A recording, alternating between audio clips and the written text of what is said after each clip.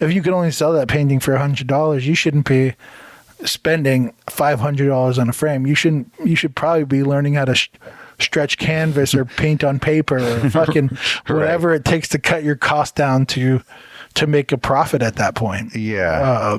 But yeah, that's why artists fucking suck at business. Yeah.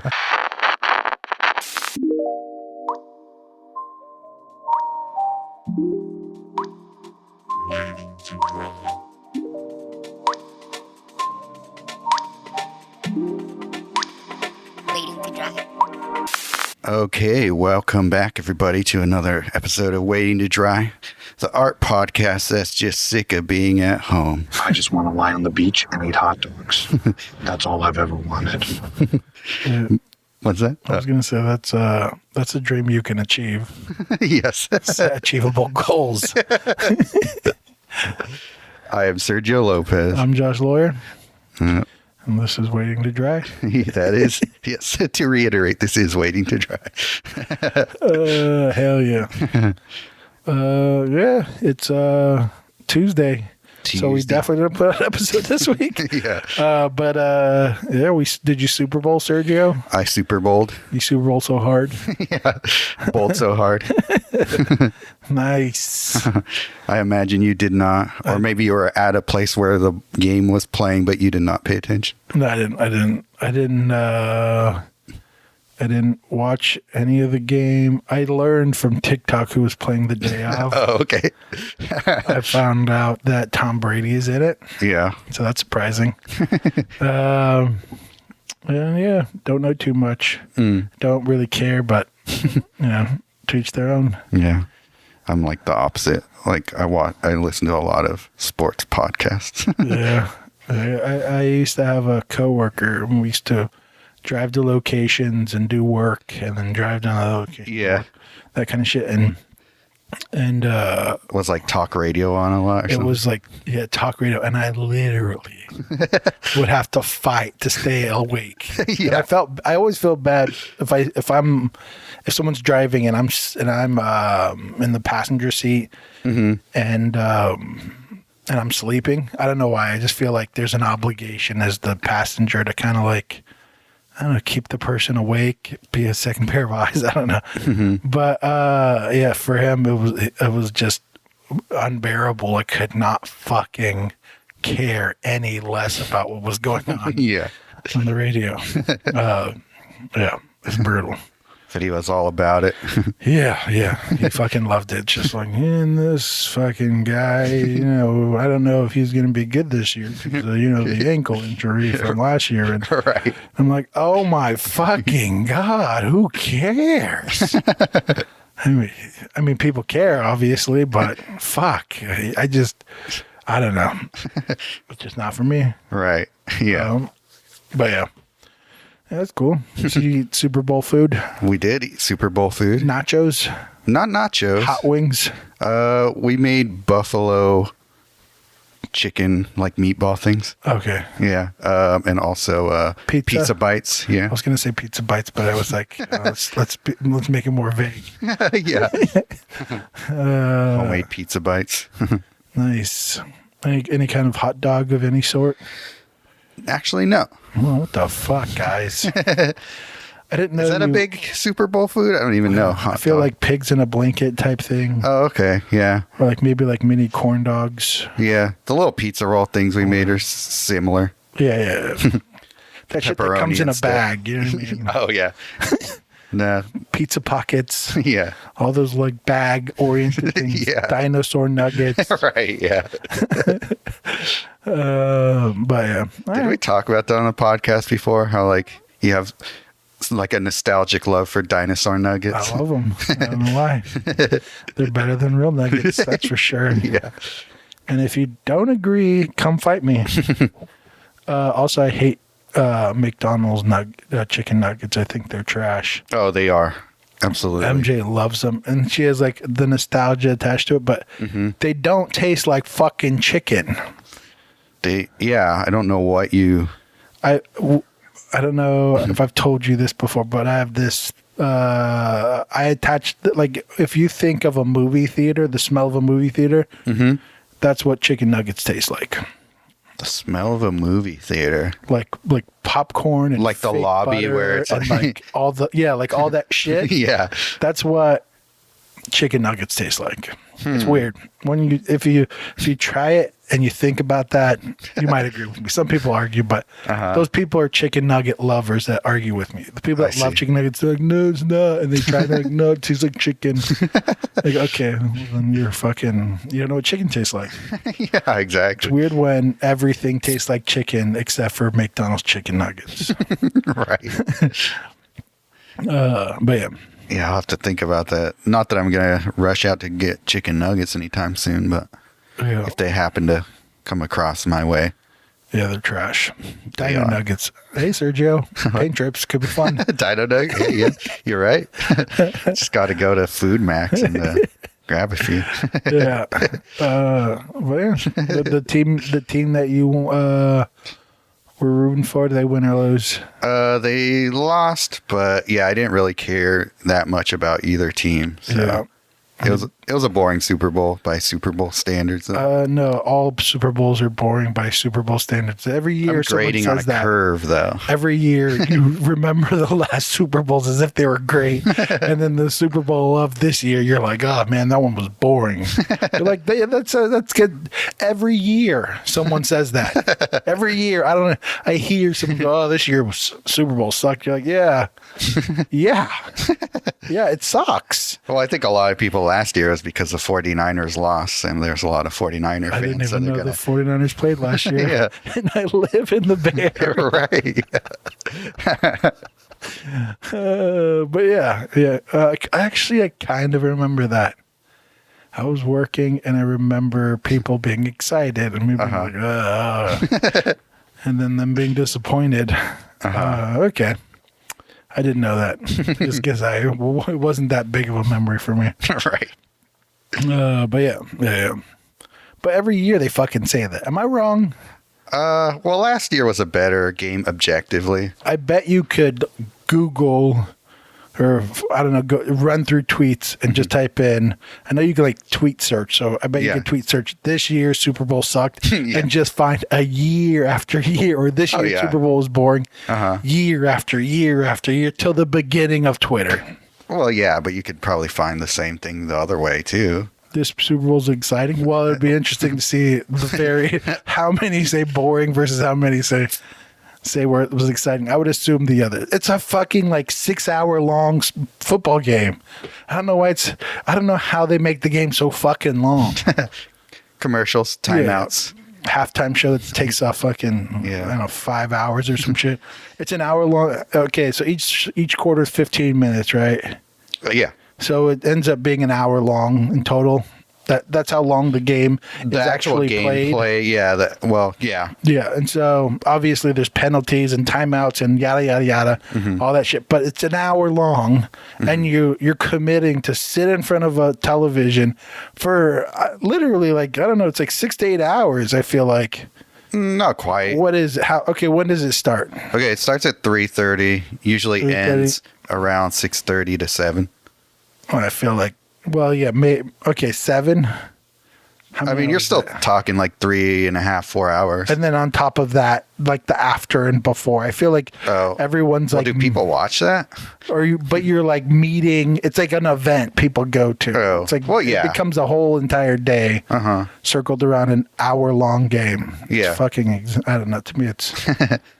And I used to love playing football. Yeah.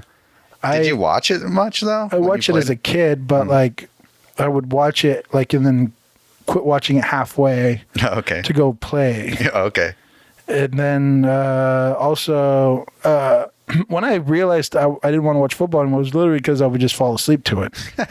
Every single time I would fall asleep and wake up and be like, ugh, oh no, what's happening? Or try to, and then it starts being like, let's watch the last like quarter of the football game or some shit like that. And then and it's like, okay, why am I wasting my time? So you were never that into it then? Just one day out of a week. I was really into playing it. It's like the difference between, I don't know, being a fan and doing something. Right. Gotcha. So I don't understand when people say they want to watch people paint to be honest. Yeah. Like, to me, it sounds extremely boring. Yeah, for the most part, it is. And even yeah. like people who are, I'm an art fan, but I also do art. But people that are just that love art, sometimes I don't understand that shit. Yeah. I'm like, I don't know how, but that's how it is. I don't know how to explain it. So, yeah. So for sports, I don't watch basketball, baseball, football, or anything. But I'd be okay with like if someone's like, you want to go hit some balls at the batting cage? I'd be like, sure, let's do it. Right. Gotcha. I'd be way more into that. Sure. Yeah, that makes sense. But yeah. Do you know who performed at the halftime show this year? Was it The Weeknd? It was, yeah. I saw some shit on TikTok Oh, okay. Yeah, I figured. where he did some like month-long like it was a month-long like performance, right? Or some shit like that. Month long? What do you mean? So I heard he did like on TikTok they were saying that he showed up to something with like a bruised face or like an award show or some shit like that. Okay. And then like another thing he showed up with like bandages on his face, and then this time he showed up with like fake plastic surgery. And it was supposed to be like this long concept, drawn out concept about how fame ruins you, was what I was told. Okay. This was TikTok, you know what I mean? And then I saw a bunch of people make fun of his face, and I was like, so I guess most people didn't get the concept. I had no idea any of that stuff was part of the show. Because, yeah, I was like most people who just thought it was bizarre. Yeah. Yeah. But that makes a little more sense now because they're one of the criticisms were like, who are these like creepy, like what is this creepy dancing with all these bandage faced people around them? It's like, okay, well, if that was part of the concept, like that makes a little more sense. Right. Yeah. Yeah, I guess we'll talk about this on our mini-sode. Yeah. Right. But yeah, I didn't watch it at all. I saw, I think, like maybe like a 3-second clip of the halftime show. People making memes out of it. Yeah, and I saw like maybe a 3-second clip of the actual game being played. Yeah. It was the only thing I saw was Tom Brady yelling at some guy. Yeah. And I was like, I don't care about this. But yeah, I don't know. It is what it is. People love it though. But yeah. What'd you do instead? Oh God. What the fuck did we do? I know me and MJ we had some shit to do. I can't remember exactly what. And then we went to Shady Oaks and grabbed a beer or grabbed 2 beers. Nice. And then headed back home, and is there a window still broken? I believe so. That sucks. It's like the second time that's happened though. Yeah, and they just got it replaced from the first time. Right. So yeah, people suck sometimes. But yeah, other than that, nothing much. We're always just kind of working on random shit. Yeah. We have a bunch of commission work. We've been trying to like get closer to finishing. Oh, that's cool. Yeah. Easel stuff or mural? One easel. Well, MJ has 2 commission easels paintings, and I have 1, and then we have a couple murals to do, and then there's something else. I can't remember. MJ keeps track of all that shit. But yeah, that's the stuff we're working on. It's weird because it's like, God, I hate fucking doing stuff for people. I don't know why. Yeah. I mean, I like it and I don't mind it when I'm like, I don't know. It's just so much. I enjoy doing what I want to paint so much more than someone else's idea. Yeah. I mean, at this point, it's like even like I don't want to work on like small bodies of work. I want to like flesh out like large ideas, so it's like this. So it's like if it's a commission, it's a one-off idea, if anything, if even that. And then it's like, God, I don't know. It becomes a thing where like, at least for me right now, the ideas I have or like to me have to be done in like multiple pieces or something like that. Mm-hmm. So like committing an idea to something that's one off, especially like mural stuff. I don't know. I'm fucking confused in mural stuff. I'm still trying to figure that whole shit out. Mm-hmm. So one off ideas end up being, I don't know. Feels like a waste in a way. If that makes any sense. I see. I need to figure out how to have a shitload of people hire me to pursue mural ideas that take multiple murals, I guess. Yeah. But yeah, that's all I did. I see. Yeah. Yeah. Cool. So what's up with you? Have you been painting anything? Not that much painting for myself. Just doing probably just a paint drip here and there, little plein air painting here and there as well, but mostly just working on the gouache course for Sandine Academy. That's been the main thing taking up most of my time. Right. Nice. Yeah. So, yeah, that's been going well. Probably about 2/3 of the way done with it. So it's getting there. Yeah, it's just, a lot of it in the beginning was just figuring out all the technical stuff, like figuring out like, oh, I thought this recorded and it didn't, like that kind of shit that gets in the way of things going smoother than you want them to. But figure out most of the glitches when it comes to all that. So I think now it's just a matter of just putting in all the info into it. And yeah, just it's a little bit of the nice thing is that because I was making the oil painting course, a lot of that info I can just rework and make it more about gouache instead. So a lot of the actual like teaching part of it, a lot of that info is already created from like last year. So I could just like repurpose and refocus it onto gouache instead. So that makes things a little easier in that way, or else it would probably take a lot longer if I had to rewrite so much of the material. So yeah, it's coming along otherwise. Yeah. Nice. And then this weekend I was making a like gouache kind of like sketch box, and I was filming that. So that was pretty cool too. So I get to do a little bit of building as well. Nice. Do you like that? The building? Yeah. I do. Yeah. It is something I actually, when I'm able to actually DIY something, it's satisfying in its own way. Yeah. I mean, you know all about that, doing woodworking. I know all about that.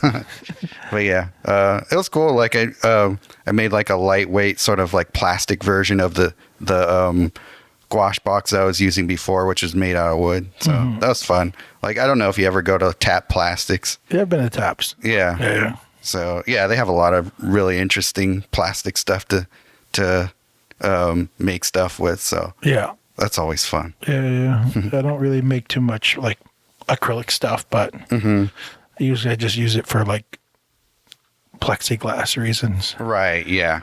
But yeah, I don't really make boxes or anything like that. But yeah, you can get lost in that. The cool like instant glues they have and stuff like that. Yeah. Were you using like the glues where you can like spray them and it like immediately dries? No, I was just using E6000 because that's just the easiest stuff to find. Yeah, you might even still be able to use the spray. There's like this cool, I forget what it's called, but like when you use super glue or anything, you can like spray it and then it like immediately dries. Because you know, super glue sometimes it's like weird. Like when it's on your fucking hands, it feels like it dries immediately. Yeah. Because it's like the solvent just immediately evaporates. But then when you put it like two fucking like things that aren't hot or aren't like whatever, you're like sitting there being like, oh, stand still while it cures. Yeah. Yeah. But there's a spray you can get to dry it immediately. Oh, okay. So you just kind of hold it and go. But yeah. That's something that you put over the glue, or it is a glue? You just kind of like, say if I'm putting plexiglass next to another piece, you just kind of like spray where the adhesive is. Okay. when they're already touching. Oh, okay. So it's like an additive to the Like adhesive. it makes it react rapidly. Oh, that's cool. That's good to know. Yeah, I forget what it's called, but give it a goog. The goog. Give it a goog. But yeah. Good times. Yeah. That's cool. Yeah. So yeah, one I made for myself, and then the other one I gave to Vanessa. So she's Sure. having fun with that. Nice. You can go out and hike and paint more. We have a little bit less weight on our backs to carry around when we hike. So Right. that's good. Yeah, that's cool. So what else is new, Sergio? Let's see. Well, this week we're doing a Valentine celebration. We're going down to near San Diego. There's this little mountain town. We went down there last year. We went out to, if people know where Anza Borrego Desert is, it's this huge desert park east of San Diego, probably like a couple hours.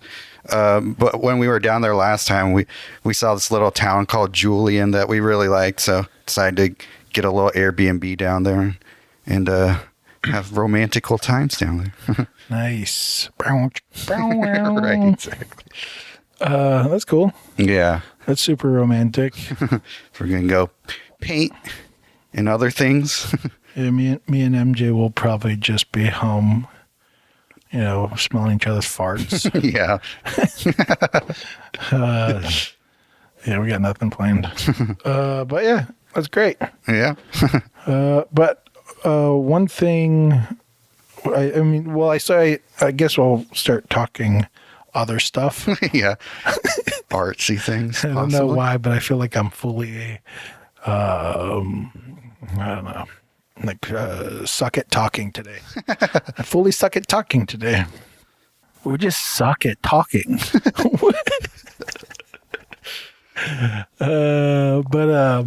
But I sent you a video, which I thought was super awesome. Yeah. I guess I'll explain the video. It's the guy, Jordan Peterson, who I mainly, I have my feelings about, but he has some interesting ideas sometimes, even if I disagree with him. But there was a YouTube video that popped up on my Rolodex of YouTubes, and it said something about him talking about business, and I was like, I've never heard him talk business, so let's give it a try. Yeah. But it was super cool because, first of all, it's hard to find people who are who understand business, at least to some extent, talk around or have moments where they talk about people who create art. So I thought that was really interesting. Yeah, it sounded like the other guy is in the art field in some capacity. It sounded like, I don't know, I'm not totally sure. I don't think he is, but maybe I think he just used to pursue art. And that's what it was. And then transitioned to business, but then utilizes his little bit of art knowledge he has as a way to, I don't know, maybe think aesthetically when creating, I don't know, stuff or something. I don't know exactly. I'm not sure.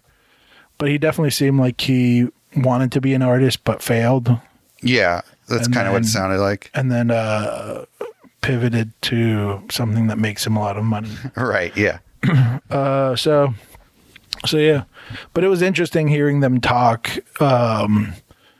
about, well, it just in general, I thought it was an interesting conversation because first, it's fun learning about or hearing them talk about personalities and kind of how to build a successful group of people to kind of get your, to help with your blind spots, I guess. Right. Yeah.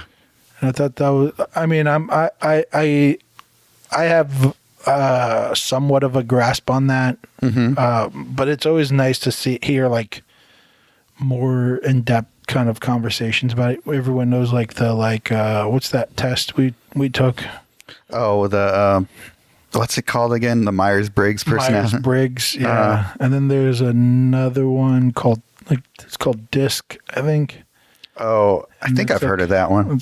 And then there's another one that's attached, similar to the Myers-Briggs, but they're all like, so you can understand personalities.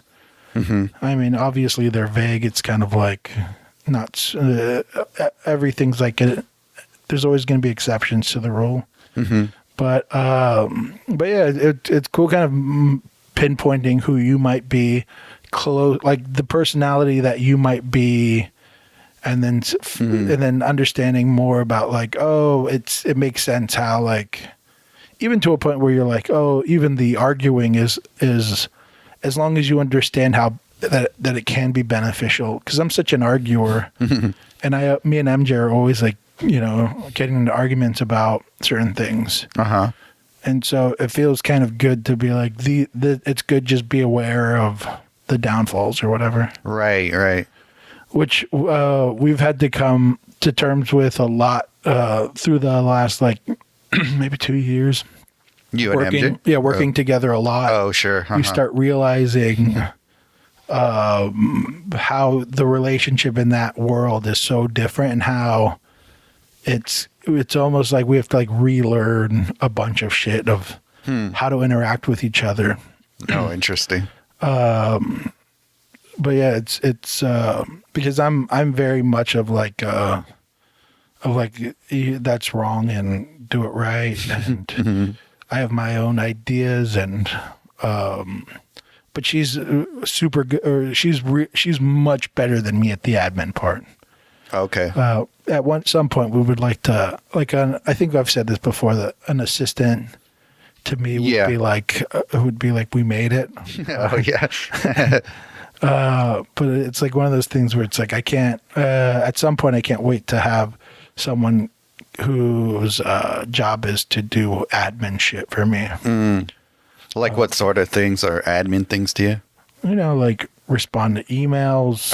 Oh, okay. I don't know, build the websites. Yeah. I don't know. Do stuff that's computer related. Okay, got you. Yeah. Even social media stuff would be great, like up like to a certain extent. Okay. But yeah, all that shit, so you could just focus on doing what you like to do. But yeah, that part was interesting. And I don't know, you said that you really liked the part about where he was talking about how creative artists in general have this aversion to selling themselves, right, to marketing and sales. Yeah, and they see it almost like as a what were they saying? I forget what exactly it was, but like basically saying that like if you hold on to that belief, you'll never succeed financially in that way, because you'll always kind of undermine yourself. Basically, if you feel like making, I don't even know if it's like making money or if it's just like the sales part of it, like selling yourself. Right. It's such a, like, if you view it as such like a disgusting, evil thing, you pretty much just limit yourself to like never being able to really like make it financially using your art, because you'll always just have this aversion to it that I think will probably just like be a form of self-sabotage. Right. Yeah. And like if you're going to hold on to that idea, then you either have to get rid of it or partner up with somebody who feels the opposite way about it. Right. Yeah. Yeah. It's a super interesting idea. And I've had to, there's like I feel like for me, I've come to terms with it probably a bit ago. I'm sure this podcast helped. But yeah, it's really like what you're, why you want to create for, I guess, is the point you have to figure out. So for me, it's like, I know I can't work a job like forever. Do you know what I mean? Like, sure.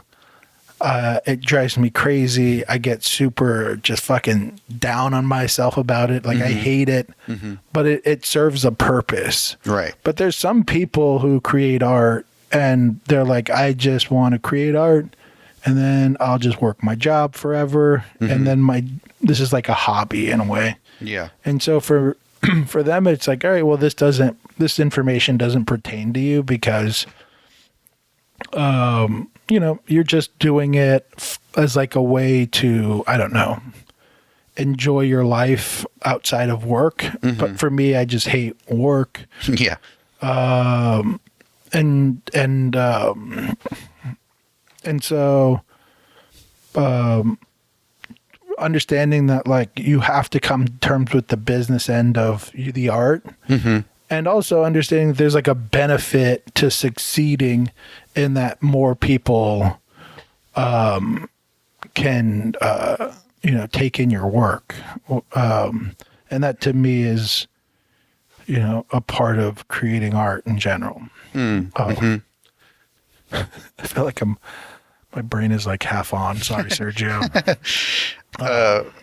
Like the part of it that you're talking about that you had to come to terms with, like what was the hang up you had about it, and like what do you feel like is different for you now? It's like the mentality that they were talking about. It's like I don't want to be a sellout, like those kind of thoughts that you're like, oh fuck, like those people, or I don't know, like that like young mentality of like somehow being successful at your passion is a negative, like immediately makes you a sellout. And to me, I mean, I remember a long time ago realized, because graffiti artists, they call everyone who's makes any sort of money in graffiti a sellout. Yeah. They're like, fucking sellout, yeah. Yeah. And to me, I was like, but they're doing what they want to do.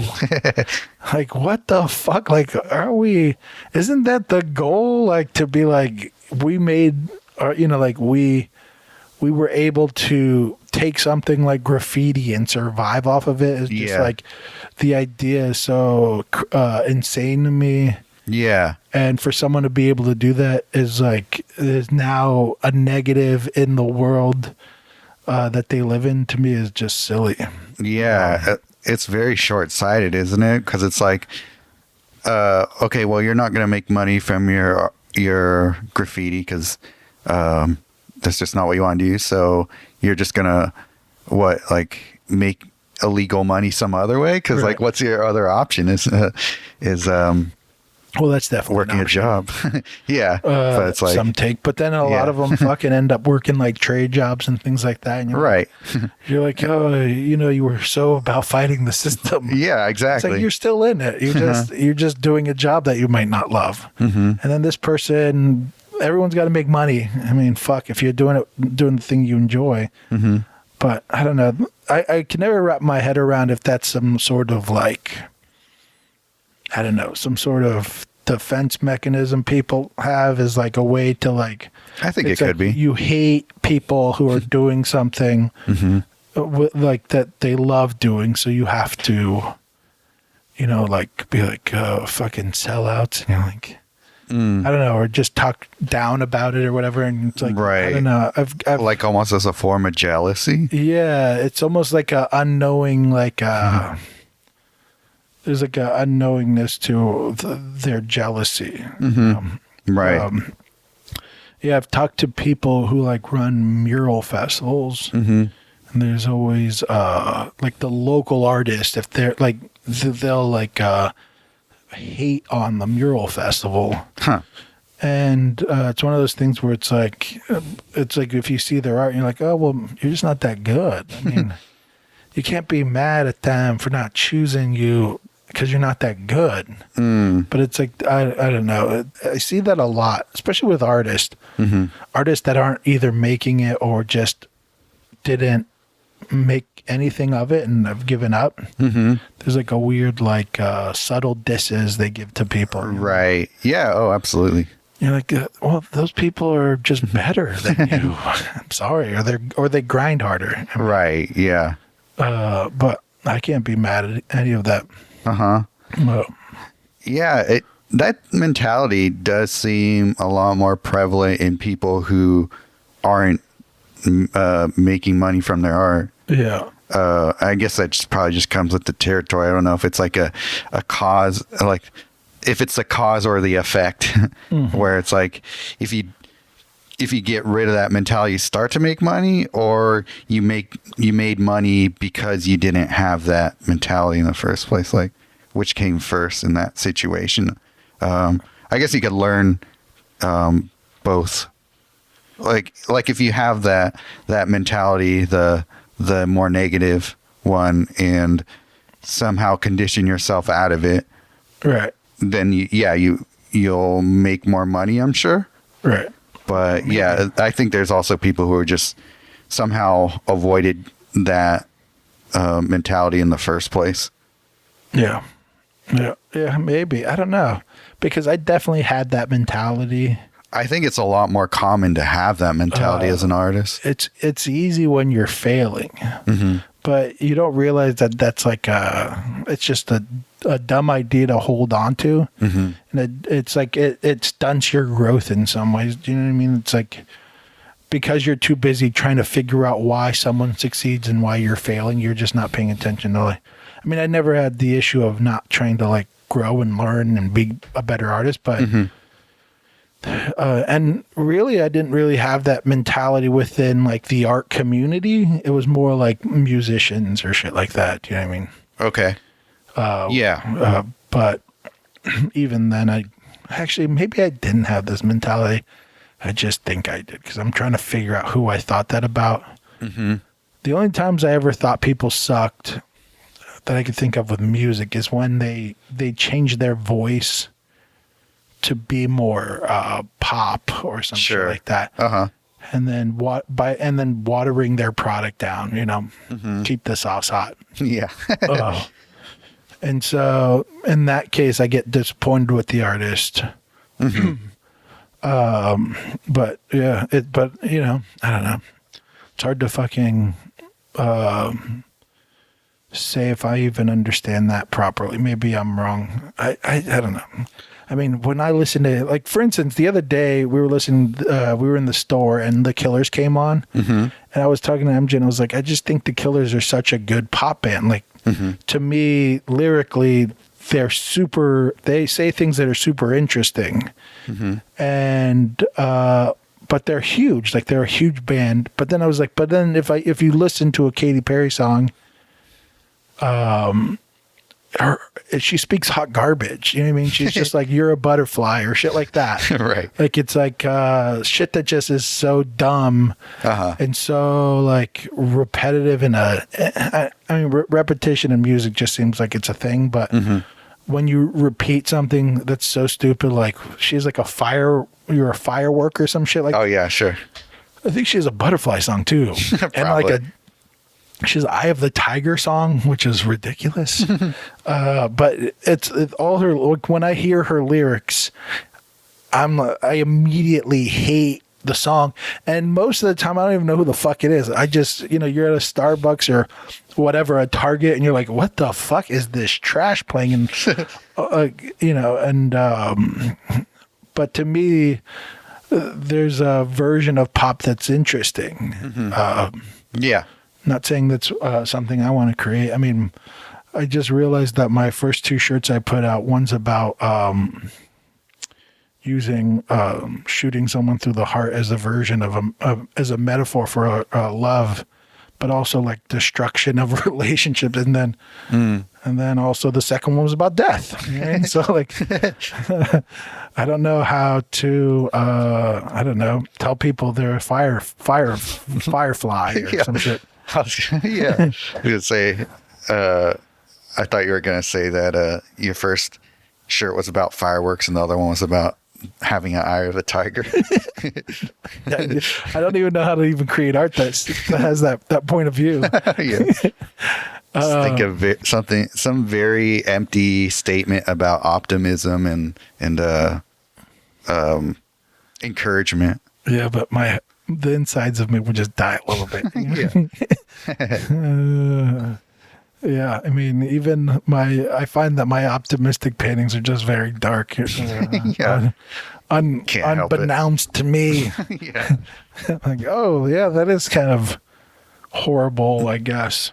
But yeah, back to the thing we were talking about. I think it comes like there's this idea that artistic integrity is at odds with like commercial success. Right. And that, I mean, that doesn't necessarily have to be true, but it seems like it's almost like a cliche, like a really it's an idea that's totally sunk into just the culture in general. When you like talk to people who are creative, I guess, in that way, and like don't like to be told what to do or whatever, it's like it kind of seems like that's sort of the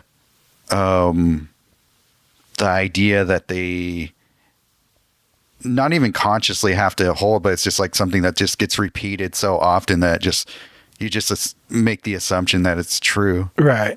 I mean, it's also, I think it's one of those things where like so much of popular art is so fucking cringy and shitty that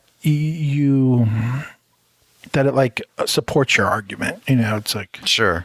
it's like, it's the fact that like that Katy Perry exists. You know what I mean? And she's so popular that you go like, fuck pop music, you know? And then, but yeah, I mean, it's that, it's the same reason why, you know, people hate all sorts of art forms. It's really because like a lot of times the leading voices suck the most or seem the most inauthentic or whatever. Do you know what I mean? Okay. Yeah. So you can easily pick, you know, abstract art, and then we all go fuck Pollock, and then it validates our point of view. Right. Do you know what I mean? Sure. I don't like trippy artwork, but it's like, you know, that one kid Miles or whatever, something Miles, he does all right work. Oh, I know who you're talking about. He does like pencil drawings. Yeah. But it's like, those are interesting enough, you know, like, but it's like that weird thing of like, you know, you've seen so many people who are like trying to convince you that their art's great because it's trippy. And Yeah. It's like, but you just do too many mushrooms, man. Like, that's what it is. Like, it's not good. So then you like get deterred from, you know, and I think success has that same thing. It's like, we attach success to like the fucking banana duct tape and the fucking, Oh, sure. you know what I mean? And like, you know, those fucking guys, Yeah. Coons and the fucking whatever of the world. Yeah. Fine art Coons is. and what's the other fucking guy's name then? Oh, Damien Hirst. Hurst. Yeah, those two fucking guys of the world. They make it so that success is taboo to the true artist. I think I get what you're saying. Yeah. Yeah, I think that fine art especially suffers from that, like that whole world, because the only stuff that makes it out of into the mainstream is that type of shit. Right. And that's what sucks is because us as artists take that shit and try to make it taboo. Then we have less successful people, and then no one gives a fuck. If the world likes success. Do you know what I mean? Like, they Sure. like to feel like they're a part of that success. They like to that's all Tesla is right now, is just some weird thing of like, we're the most successful, even though they're not. They just have this reputation that they are the greatest car company alive right now. You're like, I don't know if that's true. I mean, I assume Porsche would want to like argue about that, but okay. you know, but they have that perception, you know. Yeah. And so people want to fucking join in on that fun. So, yeah. So when you don't have enough fucking people in the fine art world who are creating actually really good paintings, who seem to not have a voice, then and get mad at the Damien Hirst. It's like, well, that's because we all fucking shame on you for being successful. You know? I mean, I think the mentality is changing, but it would be nice if it moved faster. Yeah, I think so. I think, just people recognizing better what good art is. I don't know. I don't know if that helps at all. Yeah, I mean, I don't know if that like outside of our little art world, if that's true or not, but yeah, probably not. yeah. I mean, it's human nature. I feel like, the best thing to do as an artist is always pay, because to me it's the balancing of both, right? Of being successful while holding on to like creating good work. And there's always that person in all art forms. And you can like figure out how to mimic that. I mean, we've talked about it before, but it's like, like Richard Pryor, Eddie Murphy, those guys, they all like hold on to having the respect of their peers. Oh, sure. While being commercially famous, and then Kendrick Lamar is the person I always talk about when it comes to like music. Is like he creates really good fucking music, has the respect of his peers that he's not beefing with, and then and then is commercially huge. James Dean would be like an art version, right? Right. Yeah. Someone who everyone enjoys his, like the majority of people really love James Dean. His peers respect him. Yeah. And he's hugely commercially successful. Successful. Yeah. So no one's going to be like, fuck you, James Dean, for being successful. I mean, maybe someone is, but I'm sure. I don't fuck with that person. Right. Yeah. Because it's like, to me, it's like, well, he's doing cool shit. Yeah. He's living our dream, guys. Yeah. So if you want to like take note and pay attention to like an artist that's killing it, like look at James Dean, look at those people, and they're there, they exist. Right. It's just few and far between. And yeah, but the more people that you have that succeed in this realm, the better it is for everyone. And then the more you can kind of see how to get there. Yeah. And to accept that like someone can create things that you might find to be, Katy Perry like, but if it's done well, you'll respect it. Yeah. It makes me kind of think of a parallel, like how TV is right now. Like especially if you're watching a football, you see the TV commercials for shows that they're showing on just regular TV. And like at one point that was what everybody watched, was just whatever was on. And nowadays when you look at it, you're like, oh, these are just like shitty versions of other types of shows that like people are really into on Netflix or Hulu or whatever now. Right. So it's like people are like, if you give them the right options and the right info, they'll seek out like the best version of TV show because it's just so competitive. Yeah. And so, yeah, I guess it's just a matter of getting yourself with good work in front of enough people. Even the fact that TV used to be like the shittier version of movies. Right. And now all these movie actors are moving to television because the art form of long form storytelling through a television show all of a sudden started just dominating, like the visual art form of film. Then all of a sudden you're like, oh shit, like they just pushed past movies. Although you can, they're very similar, but they push past movies because they were able to create art that's fucking awesome and then get it seen enough to where people are like, holy fuck, TV's doing something. It was obvious. You know what I mean? Like everyone was like, holy fuck, TV is way better than movie. And a lot of that goes to like, Netflix and those guys creating shows that were less fucking poppy, although I feel like they're getting fucked right now. The television moved into Netflix. Like they hired a bunch of television people now. Oh really? Oh. Netflix sucks ass.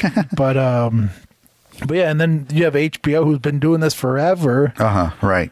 Who's been committed to creating great television forever, and maybe they don't get the dues they're supposed to, but to me it's like they put in all that footwork, and, they deserve a huge pat on the back for being like, I don't know, the forefront. But I don't know. I feel like I've said this maybe not enough, but that whole like argument of you were the first to do it is all bullshit.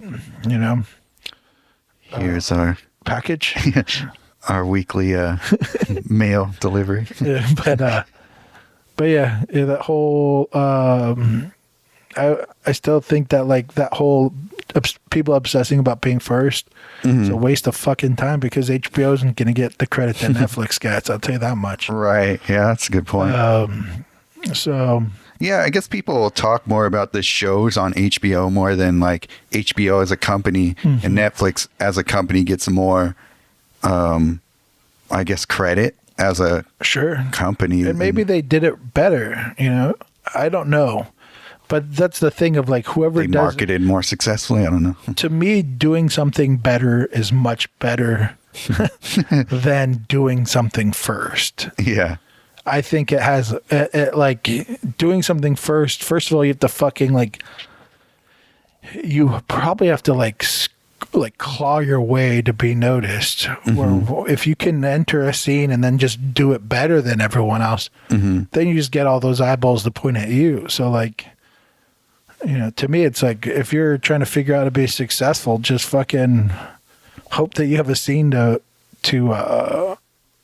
attach yourself to. Right. Yeah. Not saying that's like, I never intentionally, I mean, if I intentionally did, I wouldn't join the fuking art scene. I'm just going to tell you that much. God damn. I feel like we're like, we're still clawing to be a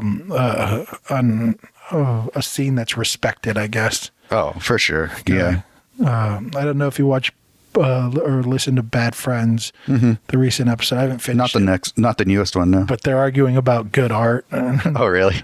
And it infuriates me hearing people talk because they're always like, oh, people can paint realistic all they want, but Basquiat's a genius. And I'm like, all right, shut the fuck up, Bobby Lee. But yeah, it's one of those things where it's the cool thing to think that way. You know what I mean? It's the cool thing to be like, this is good art. And I know, and it just, I mean, we all know that exists. The whole like, oh, I get it mentality. The whole like, oh, you don't understand. This is good art. Oh, that's cute. Like, oh, okay. You think that good art is good art? Oh, that's cute. Right. Yeah. This art is gooder than that good art. But that like mentality is so fucking annoying, and it's one of the, I feel like arts like the art at least we create, representational art, its biggest uphill battle is fighting against that stupid mentality of like, oh, that's like sucky art. This is, right. Yeah. This is actually good.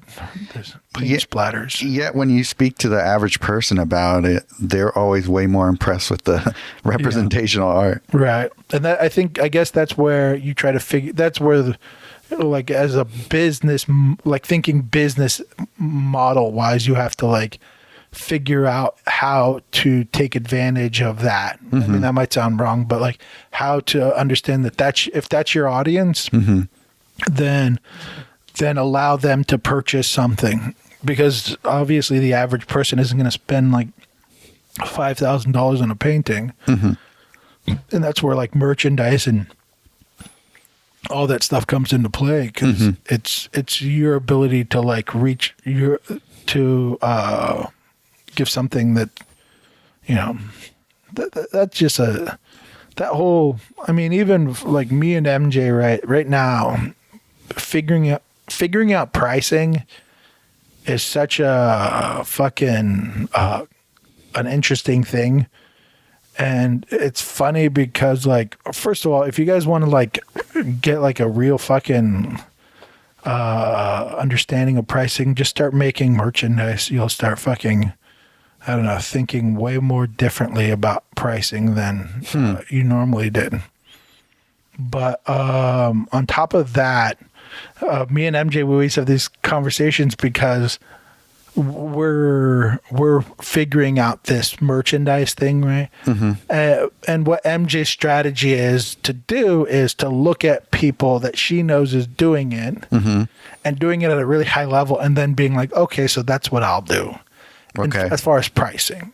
Okay. So she'll go like, if someone's doing a sticker pack, she'll go like, oh, this person sells the sticker pack for this much, I'll do it for that much as well, or $1 cheaper, assuming that that person who she's comparing herself to didn't build a huge audience slowly over time. Sure. And you know, and finally got to that place where she can do that. So it's a mistake to go that route of trying to price your stuff. But it's so funny because she does it every single time. It's like, oh, this person priced it that much. Okay, I'll do the same. Like, that's, I know you want all the money, but like you can't get there the way you're doing it. Like, Yeah. there's the amount people are willing to pay, and there's the amount that people aren't willing to pay, and you have to like figure out how the fuck to get like right there. You know what I mean? Because the shit costs money and takes a lot of time. Like, and it's not that much money that you make. So Right. So it's like you obviously want to. It's like you have to think like long-term strategy rather than like this thing at this moment. You're like, to me, it's like sell all of that shit and make like $50 is better than selling 3 and making negative money, but with the potential of making $5,000. You know what I mean? To me, it's like, Yeah.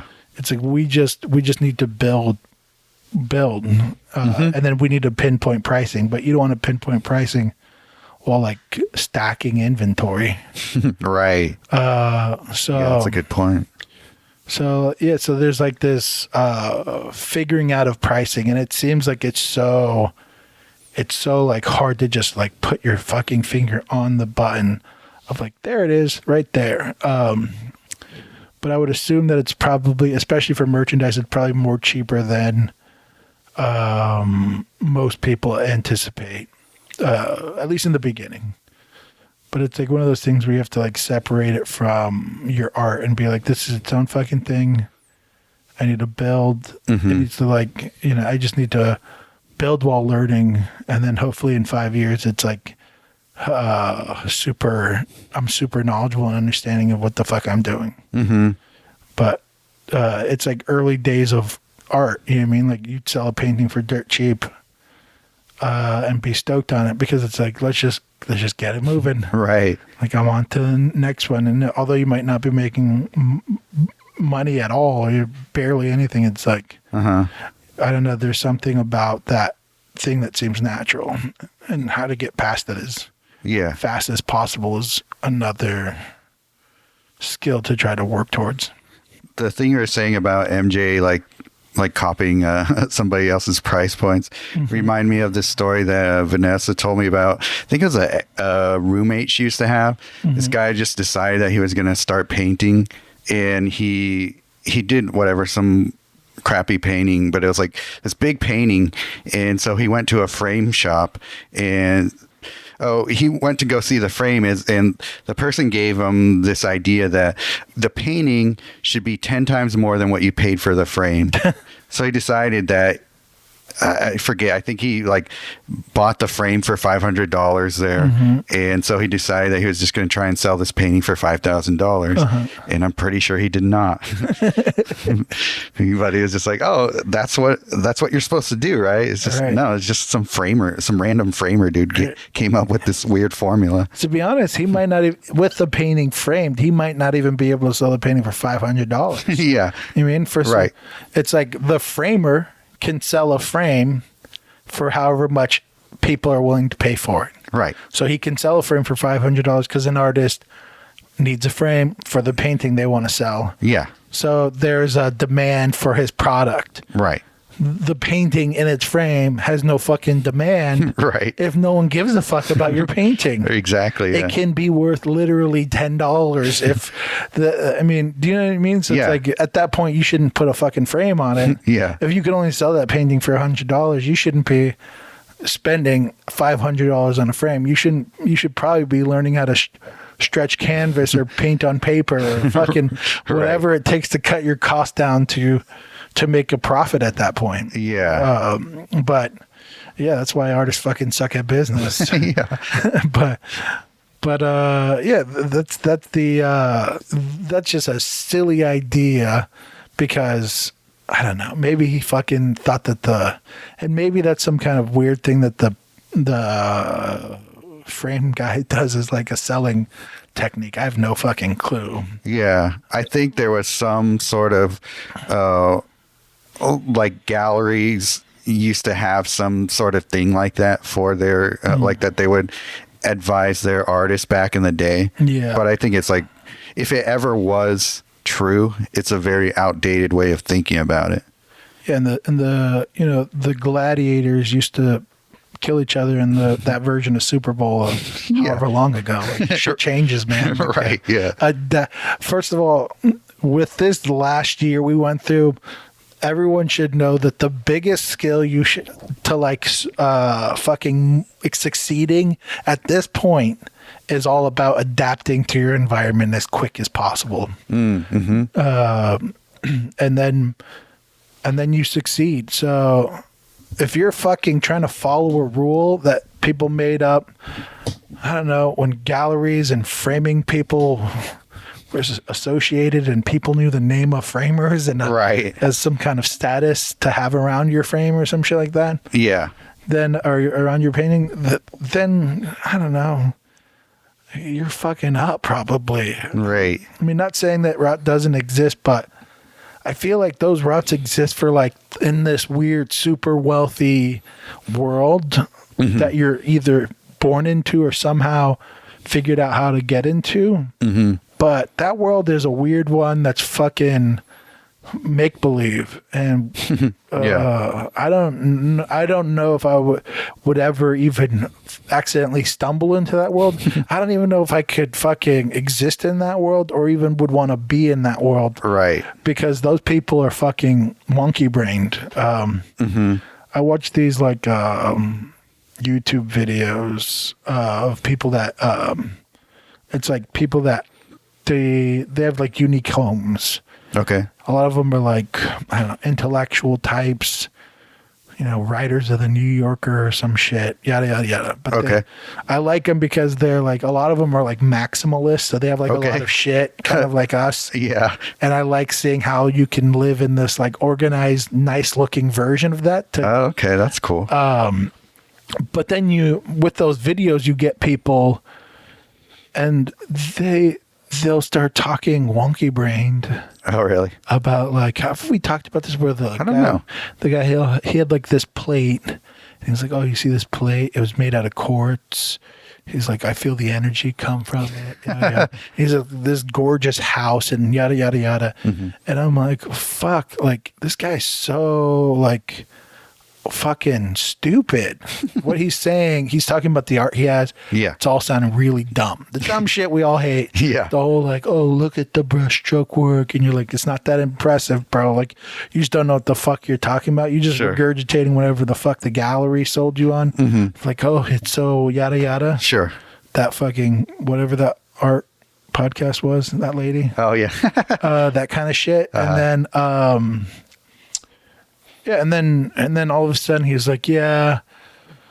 And he's like, oh yeah, so I inherited this house. Like at the end, he's like, I inherited this house. My dad was yada yada. And you're like, okay, so you're just like some rich kid. Oh, right, with a shitload of money. I think we did talk about it. I wasn't sure if it was on the podcast, but yeah, I know what you're talking about. I don't know either. But it's like, he has no idea of what good or bad is. He's just throwing money at things. Do you know what I mean? Yeah. He's been convinced by whoever he surrounds himself with to funnel money their direction. And you're like, all right, like, that's a weird fucking world that I don't want to, but those people, they'll talk about like, oh, this framer,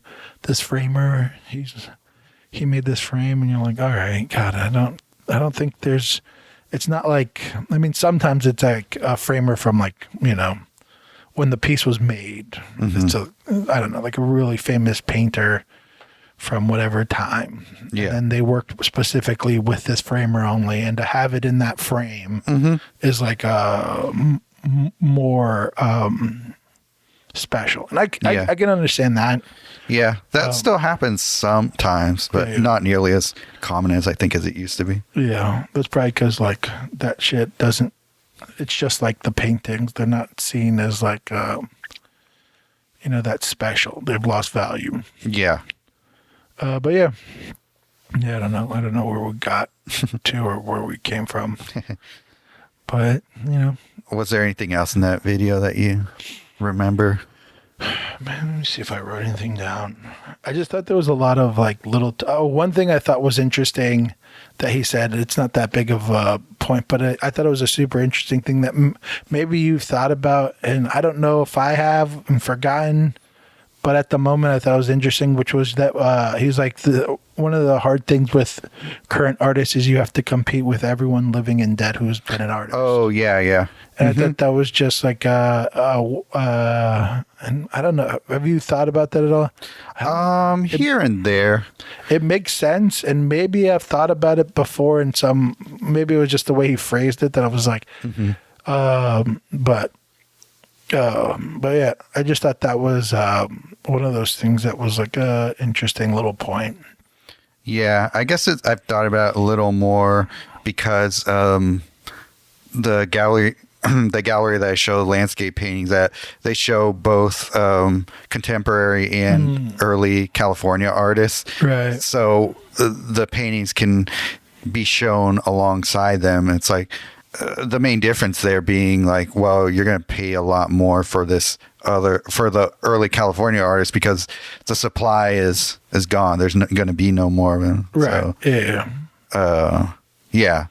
But other than that, I mean, it hardly ever comes up. I mean, at least I don't really think about it in that way where I don't necessarily think of myself as in competition with dead artists for market share. It's more almost just like eyeballs or like comparing myself to that art as a benchmark, maybe. Like if I see somebody who's a famous dead artist whose work I like, I might be like, oh, where am I at like in terms of skill level or like just how good is my art compared to it, kind of. Right. It's more how I think about it. Yeah, I think about that, but I never thought about it because even there's like a painting I have on my watch list on eBay, and I'll never buy it. I think it's like $11,000. Oh, okay. But it's of like, fuck, I forget. Who's the artist? I'll look it up right now. Okay. I'm so bad at fucking names. Is it somebody we know? Like, you would know, I think. And I know his work. I'm just bad at fucking names. Dean Cornwell. oh yeah.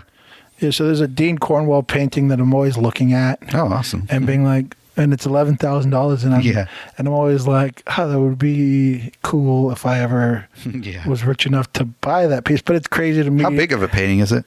It's let's give it a goog. It's 40 by 30. Oh, okay. Wow, that's a pretty good size. Yeah. For 11,000, that's actually not bad. Yeah, I read it. There was like a crack at some point. They did touch-ups. Oh, okay. But here, I'll send it to you. You can give it a look. But it's one of those things where it's like, oh, you can buy like this artist piece original for $11,000, and then it's also like, and so I guess this is how I think of it. I never thought of it in such simple terms as like we're competing with the dead artist, but I've definitely looked up like lithograph. Oh, yeah, I know. I've seen this painting before. Like cool. lithograph prints. By like Norman Rockwell or whoever, and you're like, God, I could buy like a signed lithograph print from Norman Rockwell for like $1,000 or whatever. And you're like, that's crazy because you can look up like Audrey Kawasaki and she'll like her prints on eBay will sell for like $1,000. Right. Yeah. So to me, it's like I would buy the Norman Rockwell because it's not like it's done. Like his signature can't be signed anymore. Yeah. And Audrey Kawasaki is going to come out with the print this year. I just got to hit the buy fucking thing before everyone else does. Right. Yeah. So, I mean, to me, it's like you should probably buy Audrey Kawasaki direct from her, which But for like a Norman Rockwell, it's like but I don't think of it as like we're competing with Norman Rockwell. But when it's put in that framing, I'm like, oh yeah, of course we are. Mm-hmm. You know, of course we're competing, even on a low level, even on like, you know, on like on Prince and on things like that. It's like, you know, like there's all these Lion Decker, like original the magazines, the Daily Press or whatever the fuck it was. Mm-hmm. He did you know, like when they were printed, and people like I think I might at some point buy one, but they're like $50 or whatever, and then you're like, oh, you could just frame it. Yeah. And then you have like a print from that era, Right. At least feeling, you know what I mean? Yeah, that's cool. And it's like and it's like, oh, and you could like look through the magazine and they have like the ads from that time or whatever. But it's like I'm competing even on like almost like a merchandise level. Right. Yeah, I was just thinking about that. Like, maybe not so much when it comes to fine art, but when you're talking about merchandise, like selling a poster or a calendar or something like that, you're competing with like Klimt or Muka or all those guys. Yeah. That I mean, that's why I thought what he was saying was interesting, because it's like I've noticed it in like a different way, in like a way of me being like someone who's buying something, of being like, oh, it'd be cool to get that, you know, or whatever. And it's so in my head, I'm like, if I ever got like, all of a sudden, I mean, we're selling a bunch of our Pokemon cards. Yeah. Nice. We're hoping to get shitloads of money. Damn. Look into it, guys. Yeah. But it's like, yeah, maybe I might like stumble upon $11,000 extra and be like, cool, I'll buy that painting. Yeah. But you know, it's that. But to me, it's like I don't even know how. For me, I can't compete with that. Like if I was selling an $11,000 piece, for me, I would buy. What the fuck's guy's name? Dean Cornwell. Dean Cornwell. Yeah. His fucking painting over my own painting. Right. Yeah. Do you know what I mean? And I would get that. Yeah. So it's like that thing of like, how dare you, sir? But I don't know. It's complicated because also we have the ability to strategize still, right? That's a good. That motherfucker's dead. Right. Yeah. But we still have the ability to market, to fucking do sales, to like push our success up higher to a point where like Dean Cornwell's painting isn't worth nearly as much as mine. Yeah. And I'd be like, suck it, Dean Cornwell, although I love you. Yeah. All right. Yeah. I mean, when Laser Blade Lopez comes out, move over, Frazette. Yeah. What the fuck? Where's the update on that, Sergio? Are you working towards that? But yeah. Yeah, I mean that's the interesting thing, right? Is like I mean, obviously they have like Muka's family runs right, the shit. Yeah. Same with Rockwell, and I'm sure all like bigger names have their family estate that might manage it well or might not. But at the end of the day, they're not the artist, so I feel like their hands are tied so much, you know, tied a bit. Right. Where I could still, you know, duct tape and banana shit. Yeah, exactly. But yeah, I don't know. That was the one other tidbit that, although I've bounced around with similar ideas, hearing it like clearly, like we have to compete with the dead of all time. Yeah, I was like, fuck. Why? Yeah. Yeah. It's like a yes and no sort of thing. Yeah. Because it doesn't really exist outside. Like it's not that common in other arenas, right? Like obviously music. People listen to it, but like music and movies, sort of, because all that stuff just lives on. But the music doesn't gain value the farther away. Like no one's like, no one's going and listening to like, you know, like fucking like fucking the Dallas Stadium full of people to go listen to fucking Beethoven or something. Do you know what I mean? Sure. Like, Okay. There's no more of that. Like the fucking guy's dead. His music sheet's still here. Dude's dead. We don't get to sell Beethoven original. Right. Yeah. Whatever. That's a good point. Yeah. And same with movies, same thing. I mean, everyone, says they love old movies like, I don't know, fucking, Birds or I don't know, whatever. Humphrey Bogart. Yeah. Yeah. It's like, how many motherfuckers watch that shit Right. consistently? It just is what it is. It doesn't grow in value. Right. We're fucking art. We have to compete with these dead motherfuckers that are worth more and more every day. Yeah. And we have to figure out how to catch that market. But yeah, I don't know. Yeah. It's like different markets, though. It could be the same amount of money Right. over time. But yeah, it is kind of a different market, right? I guess that's why you don't necessarily think of it in that way. Right. But even, in my opinion, the people are doing it. Like, it can be a different market, but at the end of the day, like, the fucking street art world and the fucking all those people that like pop art shit that I'm not really into, where they're just like Mickey Mouse cut up or whatever. Sure. Shit like that stuff, like they're competing. They're competing with the dead in a legitimate way. Yeah. So it's possible, and those markets can intermingle. So,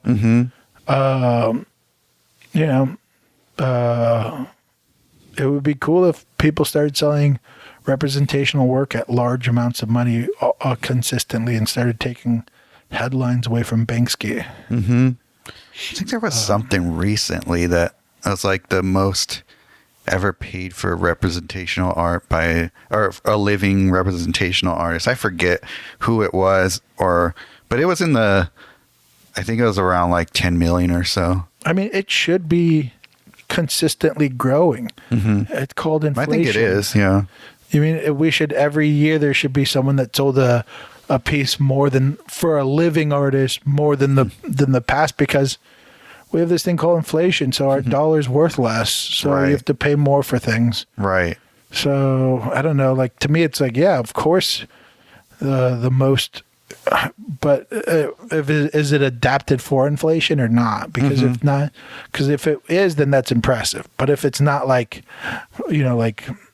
so like if a representational painting sold for like $1 million 100 years ago, but then that $1 million now obviously is worth more than 10 million. You know what I mean? Right. Yeah. So, so that's if that's the case, then that's impressive. But if not, then it should be. You know what I mean? Like, I don't know. That's how shit works. The most expensive milk jug was sold, this year. Yeah. The most expensive gallon of milk was sold this year. Not a fucking headline. It's just how the shit works. Right. Right. But yeah, I don't know. So, but we ain't competing with like the ones that are like taping bananas to shit, and that's the problem. Is like, how the fuck do we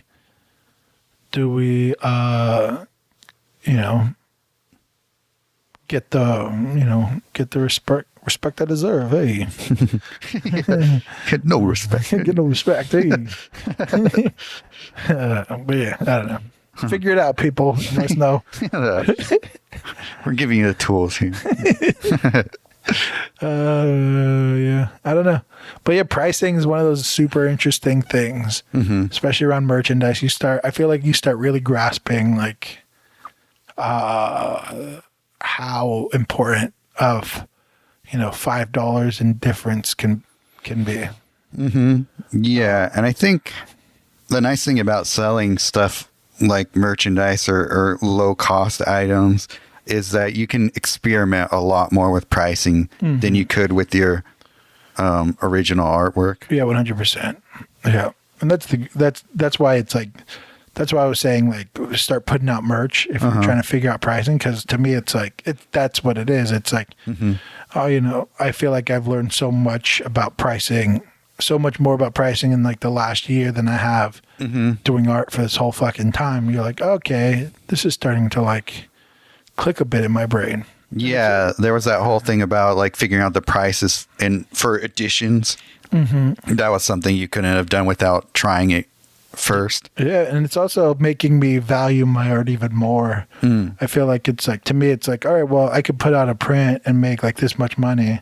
And I could sell like a one-of-a-kind painting and make a similar amount of money. Then it's like, well, then I'm devaluing my painting. Like, I mean, that's not necessarily the conclusion, but just kind of understanding pricing in general. It's like, all right, well, paintings are going to be worth more.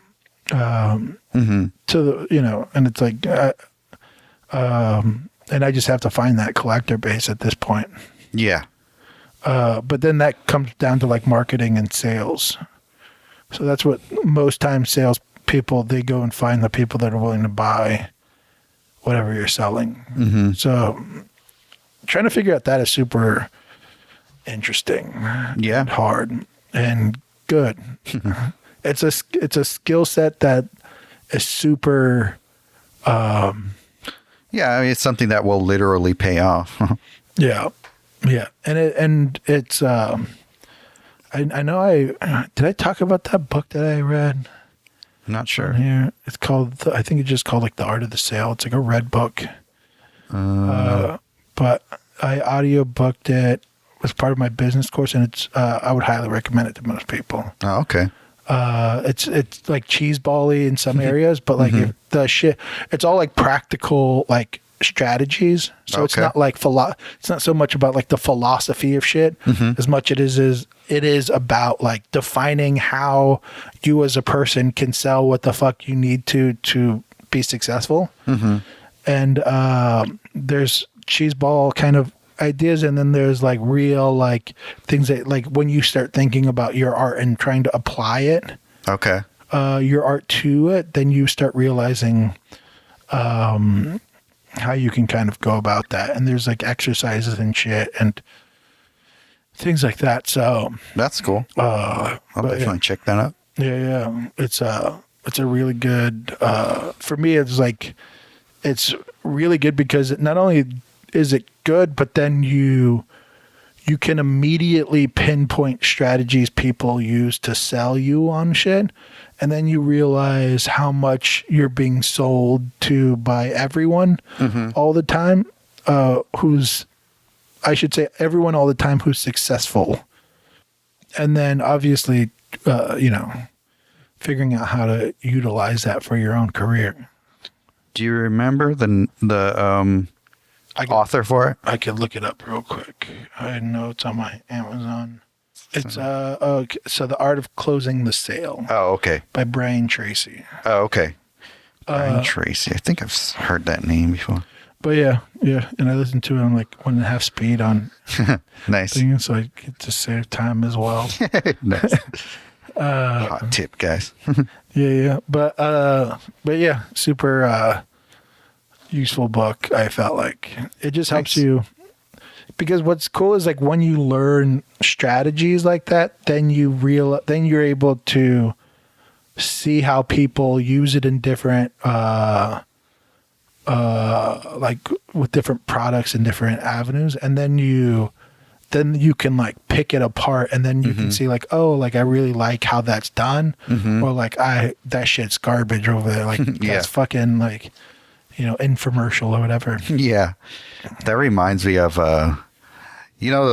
those long sales pages when you certain it's like a really common online sales thing where they create this super long page where you have to scroll all the way down to get like the price, or like you have to click a button to see the price. And there's like a wall of text with all these different fonts and stuff. Right. It's super common and really annoying, and like whenever I see it, I'm just like, oh God, but like everybody does it. Right. So there has to be something to it, but I'm still like, okay, well, what is actually like, what is the underlying tactic that is happening here? Right. Yeah. And I don't know, to me, that's like, I'm not going to fuck with that, but like, right. But like the concept of that is like, I'm not going to fuck with it either. Right. But I still want to know like what about it makes it work. Yeah. And to me, there's like, it's like, the people, I guess. So first of all, it's like, like for me, I detach like my creative process from like the sales process. So to me, it's like, Okay. I'm trying to create the coolest shit I can create. But then in that, like, to me, it's like when it comes to sales, it's like trying to figure out how you sell. So first of all, it's like, I think the product is really good that I created.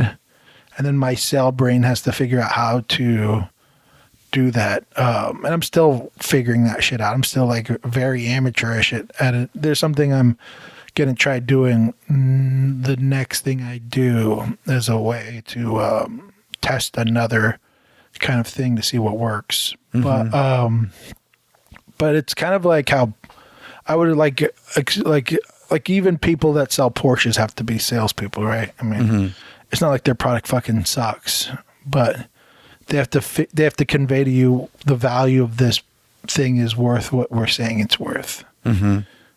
So like in art, that's kind of the mentality, I think. Yeah. Especially with like an original painting, it's like I have to convince you that this thing is worth a large sum of money. And then the merchandise is like its own whole other sales strategy, Right. because you're trying to tackle like a different market, most likely. People who can't afford a $5,000 piece. So you're like, to me, it's, I don't know, it's similar because you're trying to be like, it's worth it, but yeah. Yeah, I guess it's kind of like if you compare going to Target, there's, the stuff that's, you can buy I don't know, what's something expensive they sell at Target, but either way, they got that part, and then they got the stuff next to the cash registers. Same people going to the store, but Right. they're not all there for the same thing. Right. Big screen TV. But. Yeah, there you go. I wanted to say dildo so bad, but I held my tongue to not distract the point. Right. But yeah, I don't know. I don't know how much of this shit is being helpful. But yeah, the pricing and sales and marketing and all that shit is like, it's definitely something that I feel like for our artist brains, we're immediately like, no. Right, yeah. But you definitely have to come to terms with it. And then in a weird way, because I feel like if you probably listen to this podcast from the beginning, you would hear the opposite come out of my mouth. Sure. But when you come to terms with it, you realize that there's like a weird freedom. And like, I feel like I've been saying this a lot, but like the self-sufficiency of it all, like the ability to kind of control my own life and figure out how to be successful in my own, pursuits and my own goals. That to me, like when you accept these things to be true, then, and like to be acceptable, then you fucking can flourish. And you can really start fucking not letting that like idea stop you from pursuing things that you think might be cool. Yeah. Well, I was just thinking about how you were saying like how we used to talk when we first started the podcast, versus like the ideas we talk about more nowadays. Like it probably could just like hit you depending on where you are in your art career.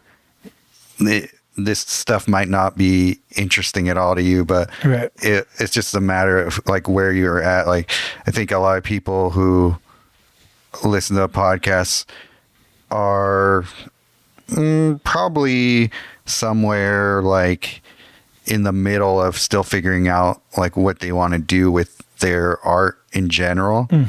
But like, what's his name? David Chaffetz, like said, Shout out. like he released a print recently, and he sent me an email. He's like, "Oh yeah, you guys talking about merch and prints and stuff actually helped inspire me to put this out." So yeah. So it's like, yeah, just He just dropped another print. Go check it out if it hasn't sold out yet. yeah. But yeah. I mean, I'm interested. I've been keeping an eye on that, so I'm probably going to reach out to him in the next couple of days and talk to him specifically about pricing. Yeah. To see if what he got from it and the difference. And I'm interested to see what he figured out. But yeah, that's cool. Yeah. I mean, I understand like people are like in different, places in there. I mean, but even I've had some listeners who are like figuring out their shit who are still like, what you're talking about with merchandise is really like changing my idea on it. I'm like, good. Yeah. But yeah, there's the philosophy, I think, and the creating of art that we hold sacred and all that kind of in that realm. It's like, it's almost like you're trying to detach yourself. Like you have to have like the business part almost, live in a different universe. It's like, but and keep that part, in my opinion, keep that part as true and pure and authentic as you can when creating the art. And then kind of jump into like your business mind once you're trying to tackle that end of it, Right. Of having, Yeah, totally. And then marketing is something that just lives in both worlds because you're trying to capture this thing you're creating. So you have to do it you have to capture the moment while you're creating it nowadays with social media and stuff. I mean, maybe that's not even true. I don't fucking know. There's different strategies, but Right. Yeah. But yeah, it's a thing that you might want to think about during the creating process.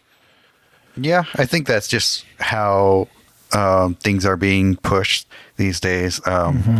If at least you're going to go the free route of social media marketing, that seems to be what's gaining traction according to like what the apps want to push out to people.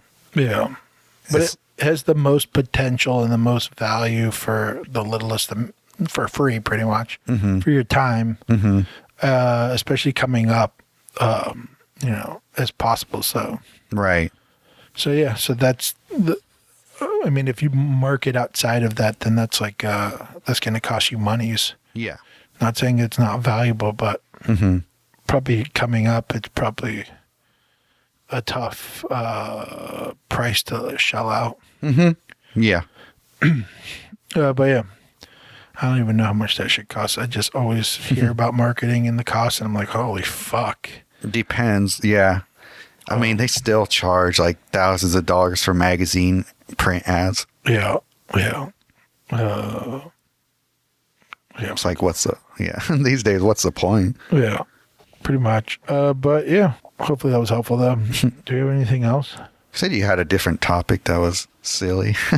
Well, I don't know if I wanted to bring it up. I'll read it. Okay. It says, birds chirping is just birds saying, "Hey, yo, bitch. What go? You trying to fuck or what?" And then while other birds are saying, "Fuck that loser. Get with a real man. Check out my feathers and my sweet dance." But to the untrained eye, it's beautiful. Here it goes. But to the untrained eye, it's beautiful. So to us as artists, we can usually see the cringe, but ignorance is bliss. Was my point I wrote down as a potential talking point. And I guess maybe this should have been maybe should have been brought up on our mini-sode because it kind of seems like it ties into that. But just, like it's like that. Okay. I guess this has to do with understanding the language of art and being able to see that sometimes what people think are beautiful is just a guy saying, "Hey, yo, bitch, you trying to fuck?" Sure. And then while another guy's saying, "No, check out my feather. Fuck that loser." But yeah, I don't know. I just I don't know why that idea popped into my brain. Were you out looking at birds? I don't remember. But yeah, it's just that idea of like I don't know, of lack of education in art is really what it ends up being. It's like, to me, it's like there's this. One of the things like I think we fail at is being able to explain our art. We like like that whole like thing of like it is what you want it to be. Mm-hmm. Although this is what we're going to talk about in the minisode. To me, there's some like to me that's a cop out by artist. Sure, it's like sure that's true, but it's a cop out. Mm-hmm. Like, you're missing a moment to educate your audience. Mm-hmm. And maybe have them appreciate art in general more. Mm-hmm. And that helps the art community because now it's like the idea of when you start learning about film, when you're, when you become a little bit of a film buff or whatever, and you start learning little camera tricks and things like that, and it makes you appreciate the films better. Oh yeah. And then all of a sudden you go back to films you thought were awesome, and you're like, this shit is trash. Sure. Now I know what fucking good film is, and like you appreciate it so much more, and you notice when they're building dramatic moments, and you understand maybe like the underlining narrative that's not necessarily in your face, but like the metaphor of it all. You know what I mean? Like all those things is like, thanks a lot to fucking YouTube for maybe having like film people that break down little scenes or some shit like that. Do you know what I mean? Or whatever. Mm-hmm. That's them educating the public on how great film is made. Mm-hmm. And then the education grows, and then people enjoy, those films much more. And then you get things like, Parasite that maybe would have been overlooked or a cult classic, but now wins a fucking Oscar, and everyone's like, holy shit, that was great. Mm-hmm. Right? Because the education is there. Yeah. Where if you look back at when fucking, what's that one? Cinderella Diary or whatever the fuck, the Gwyneth Paltrow one. What was that? Here's one I'm talking about. Gwyneth Paltrow won an Oscar and the shit was trash. Oh, Shakespeare in Love. Shakespeare in Love. When you watch Shakespeare in Love, you're like, this shit is garbage trash shit. Right. But like there's this, I don't know, there's a lack of education there. What'd you think it was called again? Cinderella something. Okay. Cinderella's Diary is what it's What is it called? Shakespeare in Love. Shakespeare in Love. I don't know which one's better. But yeah. Same shit. Same shit. Cinderella's Diary. I don't know. Look it up. Might be a good movie. But you know what I mean? Like there's like that. I just get mad at that regurgitating idea that just keeps happening. Like it's whatever you want it to mean. It's like, fuck yeah, that's true. Mm-hmm. But also, what the fuck? Why did you do the things you did, and how? And what is it? All the fucking things that can help grow. And maybe this isn't the artist's job, but fuck, no one else is doing it. Mm-hmm. We can't just sit back and wait for some popular YouTuber to break down ideas behind the artwork or some shit. Could be a good channel. Whoever's looking to start some YouTube. Right. But yeah, do you know what I mean? It's like there's no one building that education for the public. Right. I mean, artists are eating up education like crazy, but the public doesn't have anything to kind of put them on game. Yeah. So anytime someone asks you that shit and you just fucking say whatever you want it to be, then that's a missed opportunity, in my opinion. Yeah, I think that could be a good YouTube channel in all seriousness. Look into it, Sergio. Because, well, I don't know. I don't think I'm the person to do it. But, like, just that. Because when you think of what type of shows have been out there, it's more about interpreting, I don't know, either just, like, really old famous works of art. Like, there's probably a bunch of videos out there like talking about what does the Mona Lisa mean or whatever, but or like there might be some video out there talking about like what does Pollock mean. It's just going to be whatever, but somebody explaining actually how he's a genius, right? But yeah, I'm sure there's like a market out there for cold hard truth. Have you ever watched the YouTube channel Every Shot's I think it's like Every Shot's a picture or a painting or something? That sounds I think familiar. It's a painting, but it's a guy just breaking down like current films, old films, and new films, and then explaining how these shots, these short moments in the film are done, and he breaks it down in such a way that you just love it even more. And it's like, well, yeah, I mean, that makes so much sense. And all he's doing is educating it, and he's passionate about it. Sure. And so he's like, you're convinced, and like it makes you, and you get something outside of you get entertainment as well as this educational moment. And now when you watch film, you get so much more from it. You get more value from watching films from this guy explaining shit. So he adds so much to your experience and your love for film. It's like, yeah, I mean, we don't have that shit. And when people ask artists, why are you paying? And you just give them that shitty answer, then you're fucking up too. I mean, in my opinion, you're not educating, even if it is something simple. It's like, then you have to be able to explain that. Do you know what I mean? Like the idea of like painting something for beauty's sake, you have to be able to explain that, to explain why that's valuable, what that means, why you because to just be like, to cop out and say, whatever you want it to be, to me, it's like, all right, well, why the fuck should they care then? Do you know what I mean? You didn't add anything to them, to the experience. You didn't give them anything. Why do you expect them to, appreciate that? Yeah. Because there's usually, if you're making that kind of art, there has to be thought involved on your end. Right. And it seems like, it's like, why wouldn't you want to at least give a hint or a clue or something toward what you mean, even if you don't really want to spell it all out? Because like I know directors don't necessarily want to give away like what the ending of their movies all mean or whatever, but they still talk intelligently about the movie itself, even without giving it away.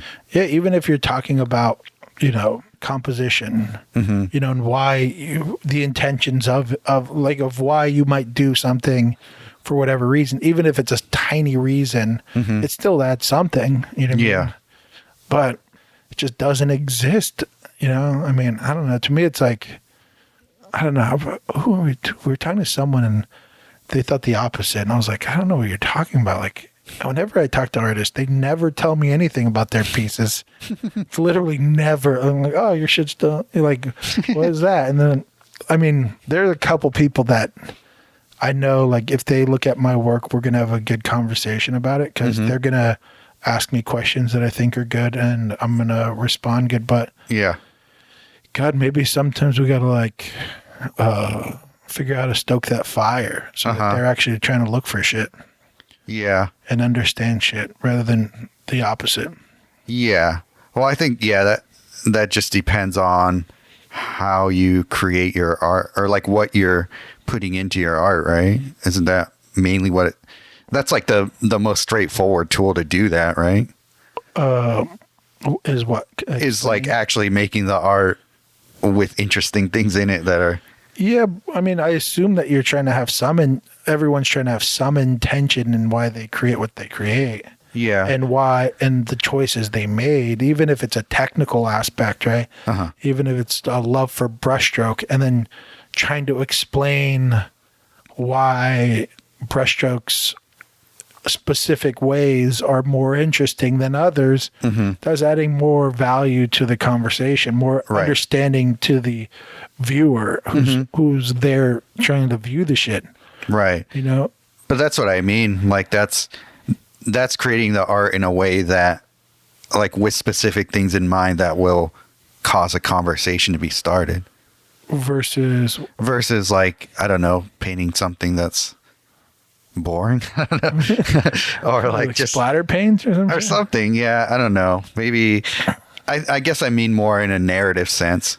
But what I'm saying is like, even it doesn't have to be narrative. It could be technical, like a technical sense, like, or like, to me, I guess my equivalent to that would be like, if you painted something with a lot of like interesting texture and brushwork versus something that's like completely photorealistic, like no mystery to how it's created. It's just a matter of, you just But sat there with the even to me, there's like this misunderstanding with even some people that are like artists that don't understand, like brushstrokes. Like I've seen artists attempt to do more brushstrokey work when they render a lot. Okay. And then you're like, and then it feels wrong because they might not they might think they understand what they're like, what that brushstrokey like means and how it's, but they lack, it seems like a understanding or even an intention. Do you know what I mean? I guess so. They're just like, I want to paint brushstrokey. Like, sure. Okay, but then there's levels to that shit, and there's do you know what I mean? And like there's an understanding that like like you will have versus someone who renders a shitload. So like, but there's also like I don't know, there's something pleasing about brushstrokiness. You know what I mean? That maybe needs to be thought about and so it can be conveyed in a way where people can understand, and maybe when they view artwork and they see two brushstrokey paintings next to each other from different artists, they don't assume that they're both of equal quality. Do you know what I mean? Mm-hmm. Because they're like, that's what like that fucking art podcast lady, where she would talk and you're like, you don't know what the fuck you're talking about. Right, yeah. But you think you do because you value things that aren't actually that valuable in technique.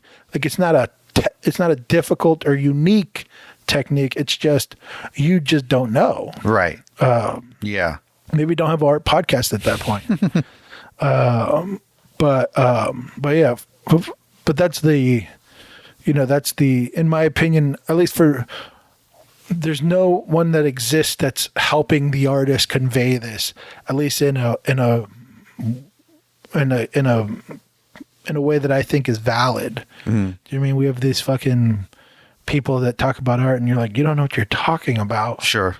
And how come you're the one controlling how the art, why the art is valuable, yada, yada, yada. It's like, at some point you can't complain anymore. You got to fucking, put in the footwork yourself. Right. Exactly. Yeah. But yeah, so yeah, birds fucking. All right, guys. How we get on time? We're at hour 49. Yeah, we'll call it. Is that it? Do you have anything else? About that? No. Anything coming up? Coming up? No, just if you guys are interested in the gouache course, go to sentientacademy.com. Yeah. Actually, yeah, in my Instagram, I have links to the sign up page for that. If you want to get on the early bird list for that, and then yeah, still got a few more spots for beta testers for the oil painting course. I put out stickers recently. Got sticker sheets. Sticker gang. Yeah. Nice. I think that's about all I got going on right now. Awesome. Do you guys? TikTok? Follow me on TikTok? Oh yeah. I'm on there too. I just cracked 100 followers. Hell yeah. I'm Joshua the lawyer on there as well. So, and what are you? Sergio Lopez Fine Art. Sergio Lopez Fine Art. Yeah. Other than that, I mean, if you want some merchandise, it's available. Mm-hmm. Yeah. Yeah. I got that print shirt thing I just released. Oh yeah. And I have a few more.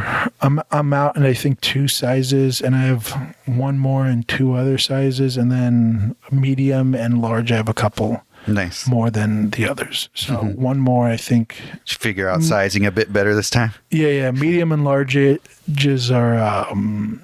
If you're that size, then you can probably be fine. But anything outside of that, the sizes are either sold out or there's one more left in stock of those other sizes. Oh, okay.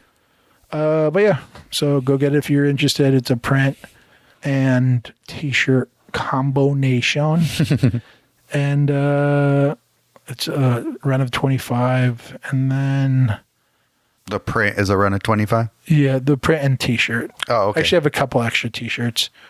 I didn't know that they gave me until I counted them. But yeah.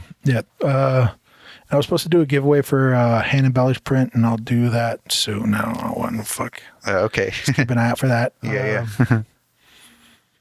And I think that's it. Cool. Yeah, my MJ just came out with pins. Oh, nice. I'll cop one. Yeah. That's cool. Yeah, they're big as fuck. Oh, really? Oh, cool. Yeah, awesome. I think that's it. Yeah. Thank you for listening to Wait and Drive. If you're still listening, fuck off.